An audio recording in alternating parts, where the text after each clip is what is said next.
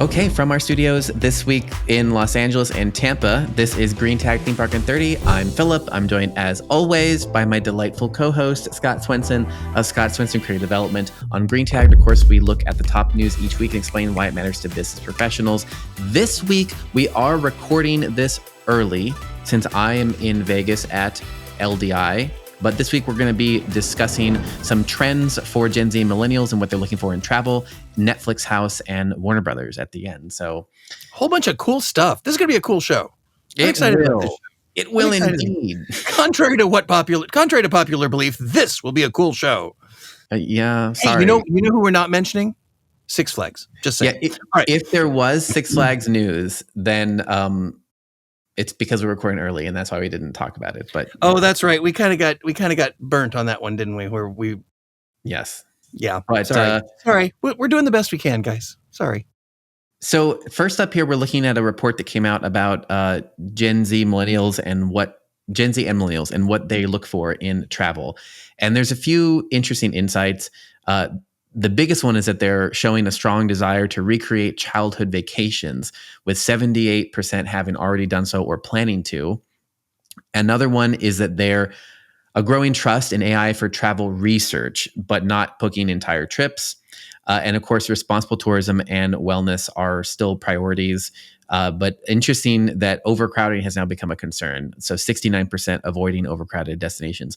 Now, the caveat here is this report was only 1,000. It says over 1,000, but usually when they say over 1,000, they mean like 1,004. Exactly. They're not meaning like, a huge number. So about 1,000 Americans aged 18 to 35 is how they did it. So it's not a huge sample size, but it is a statistically minimum amount to qualify for a sample size. But I think all this lines up with what we normally have, what we've been talking about.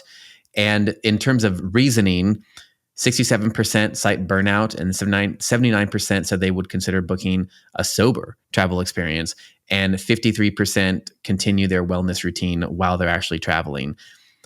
All this, I think we've been talking about these trends, especially the overcrowding, the need to have mocktails in your menu, leaning into nostalgia. This all seems to make sense. Is there anything new that we need to be aware of for our attractions? Well, I think it's interesting because the term, I just want to address the term nostalgia for a minute, because nostalgia has always been a draw. It's always been a draw. It's ebbed and flowed in its popularity, but even things like with television programming. When I was a kid, there was like Happy Days came out. There was a huge nostalgia jump back to the 50s, which was, to me at the time, seemed like ancient history. But to my parents, it was nostalgia. So that made it popular.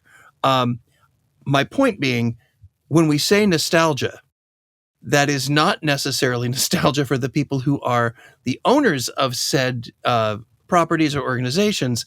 It's nostalgia for the Gen Zs and the Millennials. So to me, that still feels contemporary. But when I meet people who said, "Oh yeah, the first vacation I remember as a child was coming to Busch Gardens," and these are people that I work with. These are people who I consider my peers, and I was working at Busch Gardens when they came as a 5-year-old. So. Nostalgia is, you just have to be careful when you look at nostalgia that you're hitting nostalgia for the right demographic. Does that make sense? Oh, here's our Six Flags tie-in. This was exactly what Travis Kelce said. I mean, this is exactly it. Right. That's right. That's why he did his investment, because he had such great memories of Six. We can't do a show without mentioning Six Flags. We can't. It's we were talking before the show. We were gonna change the name to Green Flagged and just make it all about Six Flags. But no, I think that it's true, and I think that another reason I think that's becoming popular is because right now things are tumultuous in the United States. So people are always looking for a simpler time, and it's all, whether it really was or not, it's always, our memories make it so that the past and our nostalgic remembrances are always better than the current day. I mean, this is why Disneyland and Disney World, Walt Disney World's Magic Kingdom, had a Main Street USA, because that was going back to, as Walt would say many times, going back to a simpler time. So the idea of nostalgia in travel has never really gone out of fashion. I know we all talk about newer, bigger, faster, better, but look at it's what is nostalgic, I think, is what you're saying. Correct. Well, basically, as the target market shifts. So, this is the target now. It's millennials and their young children, and then like Gen Z, and that's who the travel industry is targeting. So therefore, what is their nostalgia? What is their nostalgia is what's popular. However, it's new in that, what previously, like ET, right, is kind of, I don't know. I mean, there's things that are phasing out, but even Mattel, at IAAPA, Mattel announced the new beach water park things, even though they haven't opened Mattel Land yet, and that is why I don't know. But anyway, look at Epic. Yep. Look at Epic Universe. Harry Potter, Mario. Yep, Mario, Harry Potter. I mean, everywhere you look, now that you think about it in the lens of nostalgic to this generation. Correct. Isle of Berk. Can you believe it? Isle of Berk is nostalgic to this generation. That's crazy. But yes. It is. Yeah, it really is. And then we didn't talk about this on this show, but there's the Pokemon park that's opening in Japan, and there's also the traveling Pokemon fossil museum that's coming to the Field Museum here in Chicago. I mean, it's when does that come? I want to go see that. That would be really fun. And it's a good excuse to go to Chicago too. But anyway, yeah, you're absolutely right. It's the idea of nostalgia has never really changed. So it's not a terribly shocking announcement that they want to relive childhood vacations. We've been trying to do that forever. I think everyone has been trying to do that forever. Right? Exactly. But I think it's important to recognize what nostalgia means. And I think you bringing up, E.T. E.T. is nostalgic for me. Yep. The early Star Wars films are nostalgic for me. It's things that happened so far before the Gen Z and the Millennials were even born, that I think of as nostalgic. So when you talk about nostalgic, you just have to recognize nostalgic to whom. Yep. That's the tricky part. Nostalgic to whom. And I also think, I know we're going a little bit off script with this part, but this discussion has made me think about how these Star Wars is a good example, in ET, where a lot of these IPs are cross-generational, and part of a theme park or a part of an IP holder's challenge is, of course, I don't want to say indoctrinating, but passing on the IP to the next generation so that it does become nostalgic, so that then it goes into, it's basically, this is the IP life cycle, right? And then we're just talking about how then it's now manifesting in theme parks a lot. But this is a critical part of it, because I was thinking about going to Disneyland, and how it's nostalgic for my dad because he was there on opening day with his family, and they kind of took me as a kid, which got me to think about, associate Disneyland with happiness. And now I try and take people there, but I, when taking Jason, or taking my partner, they don't they don't have that. It's not nostalgic for them, and so right, they don't have that frame of reference. Right, exactly. Well, it's just like in the 70s and early 80s, Disney had this dilemma because Mickey was no longer nostalgic to anybody. Mm-hmm. Yep. And so they did desperate things. Google some of the looks that Mickey had during the late 70s, early 80s, and Mickey in disco wear is just not good. It's not a good choice. But they were trying to make him more contemporary so that he could then be nostalgic for another generation. But for the most part, most kids now they know who Mickey Mouse is. It's not their the key character that they want to see. Mickey Mouse is just sort of part of Disney. We just accept it as part of Disney, not a little black and white mouse that drove a steamboat, Yeah, they used to watch Saturday morning cartoons, kind of a thing. Yeah. So Yeah. it's interesting in regards to that nostalgia. The other thing that I think is really sort of resonates with me is um, not not so much the wellness stuff, because I'm not good at that when I'm on vacation. Actually, I get more exercise when I'm on vacation, though. I walk more. But Um, the whole idea that we've talked about before about the idea of just health awareness is trickling right. into travel. Right. And I think that's important to recognize that, offering it's not just making sure there's a salad on your lunch menu. Um, Yep. Make sure that it's a salad that's not covered in you know, I don't know, deep fried fat. Yeah, Uh, good healthy options. We yeah. talked about that one of the shows. I don't remember when we talked about that, but that was a big when I went to some of the education sessions at IAPA, that was a big thing as well in the food trends of there has to Mhm. be real robust healthy options. Like we've moved from just having a vegetarian option to like Mhm. there has to be actual healthy good food. And we know that came up in the Six Flags presentation even to bring that back in, where they were talking about revamping their restaurants because, oh, turns out people were not going to travel if the restaurants are terrible food. Like parents are not going to take their kids. And so none of this should be surprising because we've heard it in a bunch of different pieces, but it's interesting to see it here and really think about, are you playing to nostalgia? Are you making sure that you're serving good food that is healthy? Are you making sure that you have a mocktail option again that's not full of sugar and all this? I mean, this is really the generations that's trying to be more healthy. So are Right. you meeting them where they are on that or not? And yeah. And then the other one is that I identify with, and I do not fall into either of these demographics, but is the avoiding postponing bucket lists simply because of overcrowding Oh my and, God, I do that all the time. Yeah. and being in a crowded situation. But why do you think that has become a trend again with Gen Zs and millennials? Is there something that has happened in their lifetime that has made that? I mean, the only first thing that comes to my mind is mass shootings, but I don't know whether it's quite that. I don't know whether it's quite that heavy, but it could be something about Well, I in the back of my head, I'm just uncomfortable in large crowds. I don't know. I do think that the pandemic has, the social, I think for a lot of people, they have still not recovered from that. But the other part of it, I think there's some multiple forces. I think it is that there is anxiety with those crowds. I also think there's the whole social from the pandemic. I also think that it's, again, we talked about this too. It's the competition. It's like you could stay home and watch Netflix Hmm.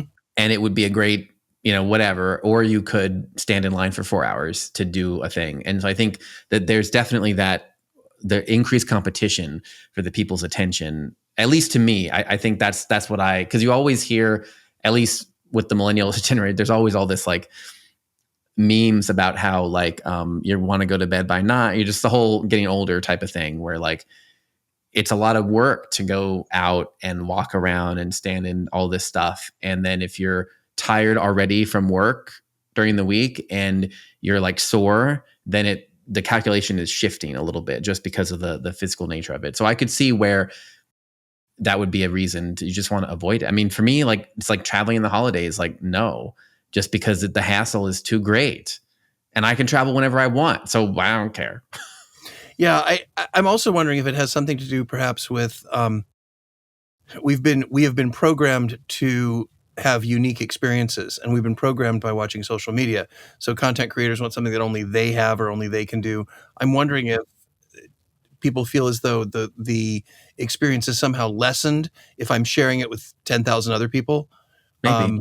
But if it's something that is that is more personal or less overcrowded, that I have more of a sense of uniqueness to it. Maybe.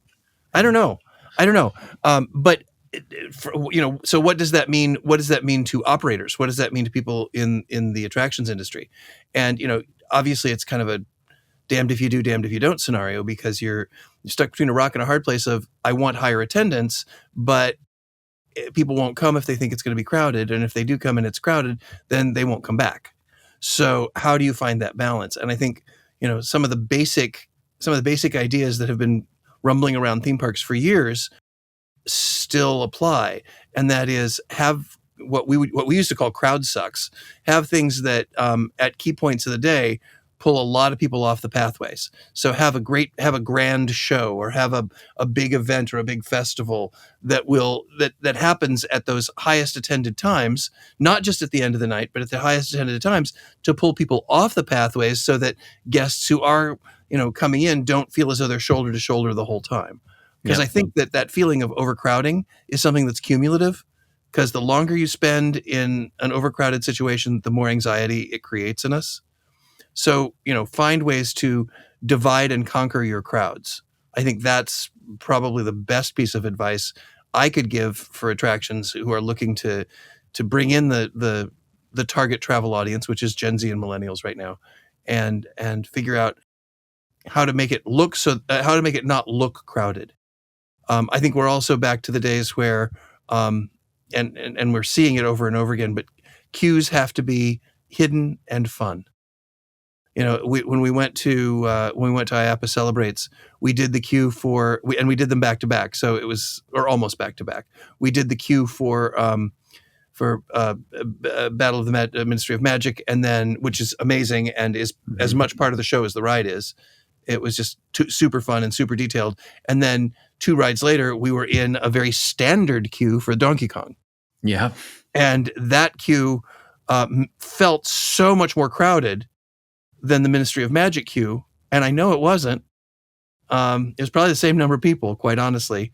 But because of the design and the way it was put together, the Ministry of Magic queue really never stopped for any length of time. So you just kind of kept moving forward.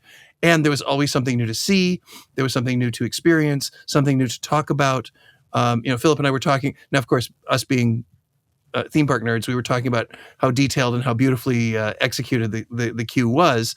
But, we've got the people around us too, who are stopping and taking pictures and, taking selfies and looking at this and pointing out that, which makes the queue time just fly. It was a 40-minute experience, including the ride, but it flew by like it was 15 minutes. And we never once, or at least I never once, felt as though I was standing in a crowded room. Yep. That's right. So anytime you can split up your guests so you can handle large crowds without making people feel that they're crowded, that's really what I would think would be the takeaway from this, probably more than anything, if there's any way to do that for you. Well, a project that I think has a lot of these elements is Netflix House, which we have talked about before. We've talked about this quite a few times on the show, about since it was announced, and then since the IPs were announced, and the da-da-da-da-da. Where we are now, this episode will come out to you all on December 7th, and the second Netflix House will be opening this week when you are listening to this. It's going to be opening on the 11th of December in Dallas, and I will be going to the media preview, which is going to be on the 9th and 10th. And so the next week I'll be telling, we can talk about my takeaways from it. But the first Netflix House has already opened. It's in Philadelphia. And there were, of course I looked at the coverage of that and the videos and everything. And speaking of nostalgic, and I think another way that an IP can do it is by baking nostalgia into the IP. So the Dallas Netflix House will have Stranger Things in it. And of course, Stranger Things is literally in the middle of premiering its final season. The first 4 episodes just dropped, and now the next 4 are going to be dropping on Christmas Day. So it's an excellent timing wise to be positioning this, but it's also tapping into that nostalgic because of the time period of Netflix and of Stranger Things, and it's a high resonance IP. But basically, Netflix House, for those who are not aware, it's basically, seems to me like a little FEC type of situation where both Netflix houses are in high traffic situations. So the one opening in Dallas is at the Galleria. So it's kind of in a place that already has infrastructure. It's not a standalone building. It's in a mall that has infrastructure, that has foot traffic. And basically they're designing it so they can have almost like exhibits, I think I don't know what the right word is, but basically it's like all the stuff that we've talked about over the years, like escape games and touring exhibits and blah, blah, blah. It seems like they're combining the best practices of all of this. So they do have experiences. Let's call them experiences. They have experiences for different IPs. The experiences and the IPs at the different houses they're not the same. So like some are photo experiences, some are escape type experiences, some are like LARPing narrative experiences. It just depends. They're different based on the IP and what you want to do. So for the Nevermore Academy, the one in Philadelphia, you can actually, it's like an hour linear story experience where you are playing a part in the experience and you're going through and you're completing activities and you're trying to join Nevermore Academy. So there's that, but it will be different for the Stranger Things component. Now, another big thing that we've talked about the accessibility, it is open to the public.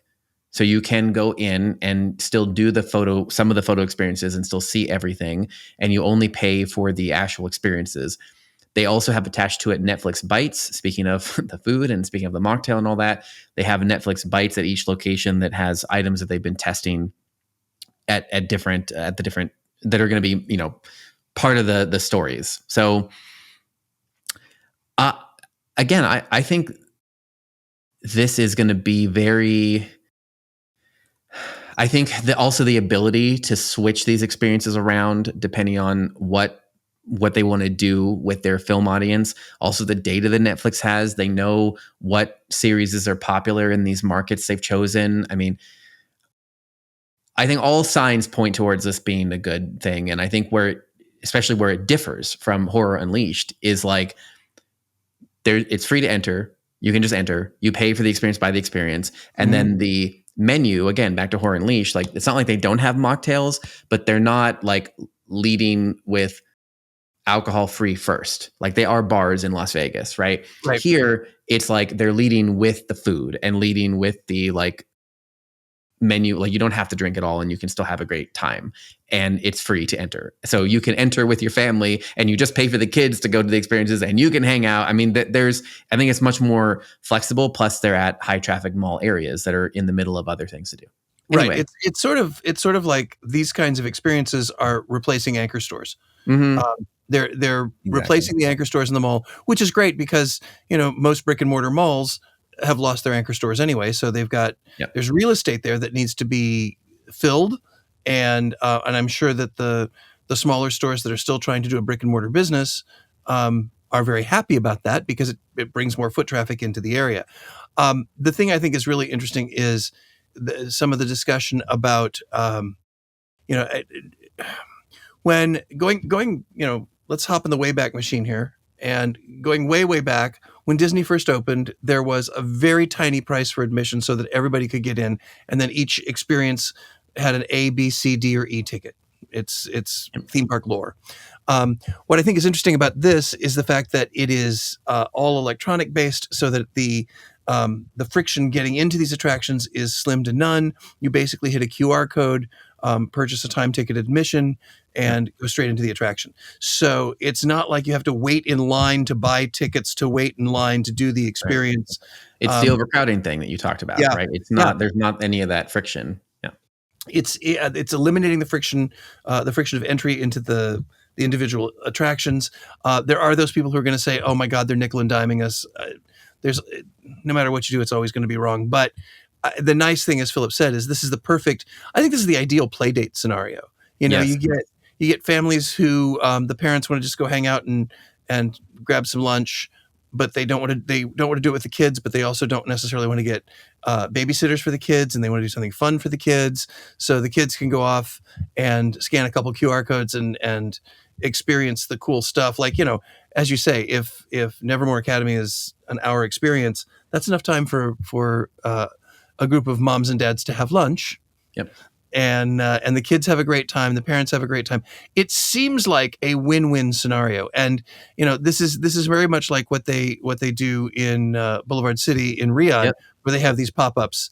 And Disney has done these pop-ups there. Universal has done these pop-ups there.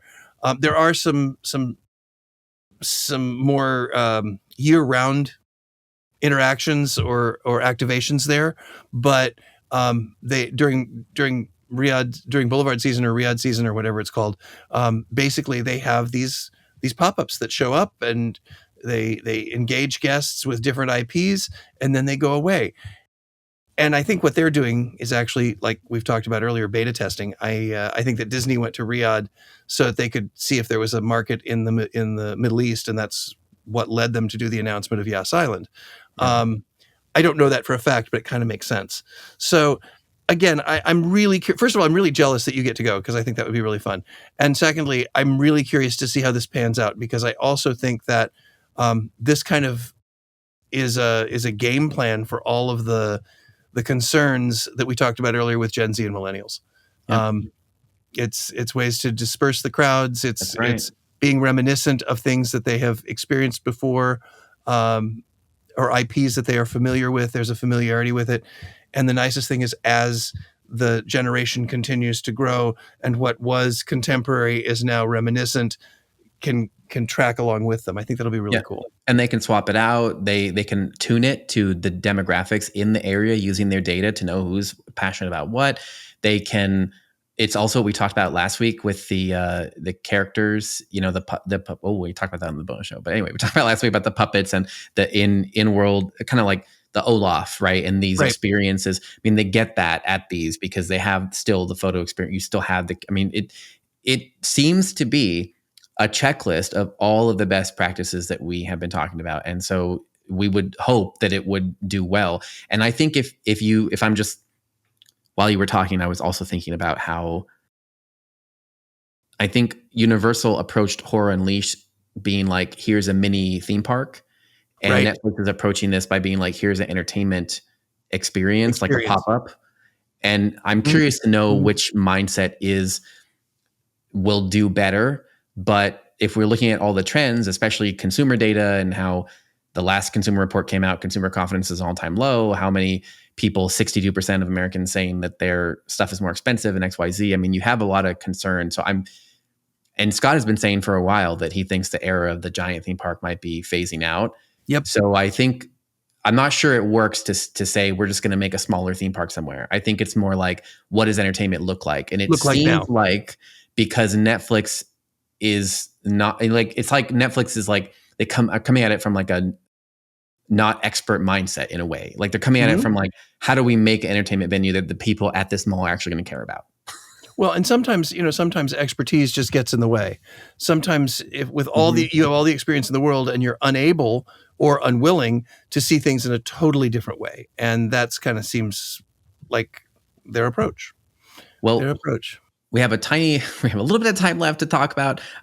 So we have not talked about this on the show, even though it's been news for a while, but Warner Brothers is for sale. Everyone should know that. I mean, everyone in this here should know that Warner Brothers is for sale.